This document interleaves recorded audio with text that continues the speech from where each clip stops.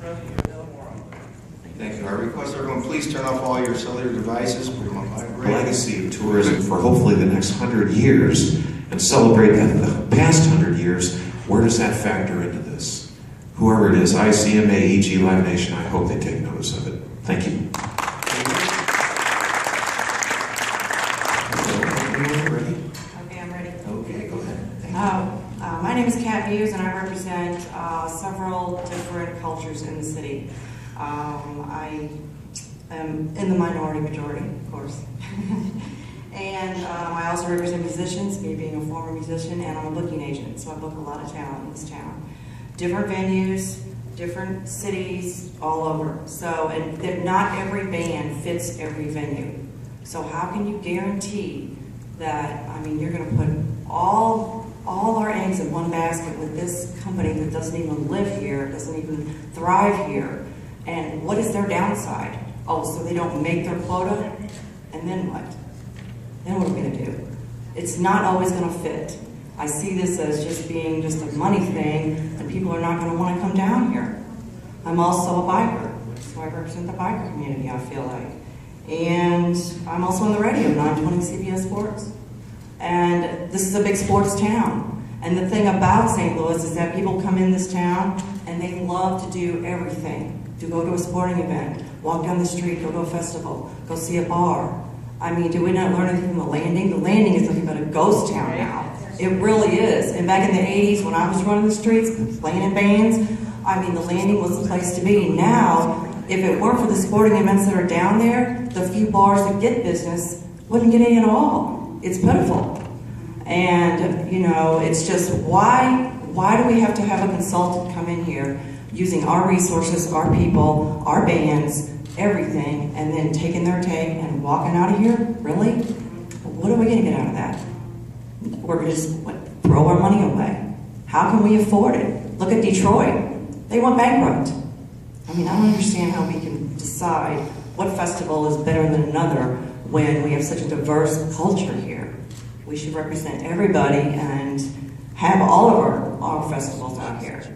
I mean, you cannot, like I said, this blues festival is not going to fit in Chesterfield. No offense, Chesterfield, but it's just not going to work.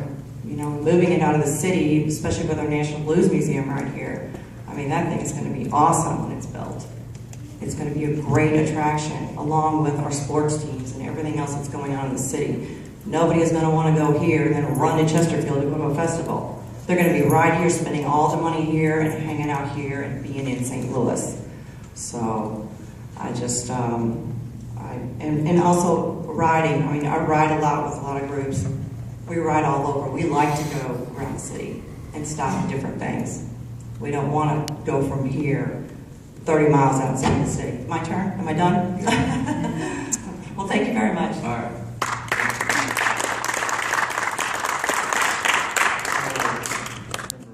Janine Stanek, is it correct? Yeah. Okay, thank you.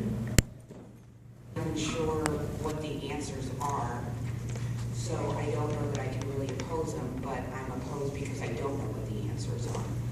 The fact that this is a 20-year contract, from the information I have may be old because I don't have all the Time for this matter. My name is Carrie Liston. I'm a blues musician and I come from a long line of musicians in this town. By the way, I'm in the 13th district and we don't have an alderman, so I don't know if that's a superstitious thing or let me know how I can run. One vote's all I need, right? While there are many things wrong with this bill, some have been addressed or amended today. But what upsets me the most is the failure of this city's officials.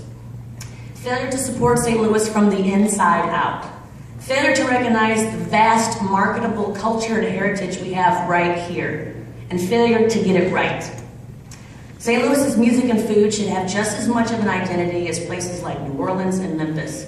We have everything they have, except support from our city leaders. Yeah. The problem is St. Louis politicians don't see the value in any of this. If they did, why would they be so quick to sell it off? In the 13 years I've been a musician in the city, I've seen time and time again missed opportunities to enhance the city's culture and heritage and capitalize on them. Of course, I don't have time to go into that right now, but it probably won't change your minds anyway. But why are we so quick to push out successful local cultural festivals to make this deal?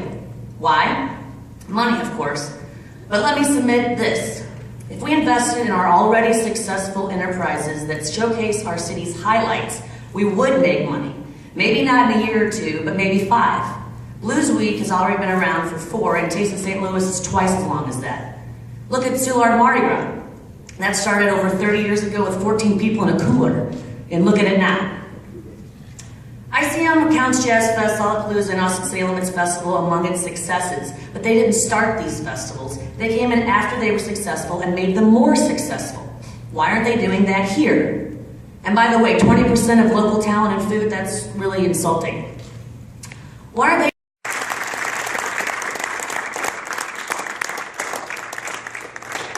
Thank you, Carrie. And number 7. That they're going to invest in. They're investing in their event to take that money out. I don't see anything in there that they're going to build stages, which would make actual other small. Can I finish this before we start our time? This is the petition that was submitted. Clerk. That petition, which has 1,374 names on it, in the last 4 hours now has over 1,600 names on it already. So I just want to, there's more than that. So then I'm going to start. All right, whenever you're ready. So first of all, I do want to thank everybody for at least listening to the concerns of St. Louis. That we got wind of this kind of late is why it kind of happened so strongly. And I was here just to convey all of the things that came in, just the reason the petition happened, and simply I was getting all those emails and I wanted to streamline the conversation. So I wanted to just address some. Concerned me, I would still be incredibly skeptical about this deal. Because it says to me, you don't have the confidence in our city to be able to take care of our business. I would just like to point out, a locally run festival makes sure more of that money stays here and circulates. What you're talking about is what I would call the Walmartization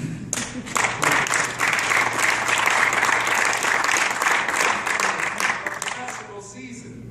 You're talking about the 2 best weekends in the entire year. And when I first looked at that bill, I said to myself, well, this was obviously written by the lawyer from the out-of-town interest. And it made me wonder how good horse traders are the people that represent my city to even be able to forward it. I would like to make another point. Chicago, Memphis, and New Orleans are all very, very capable of producing a world-class festival that reflects that city's potential.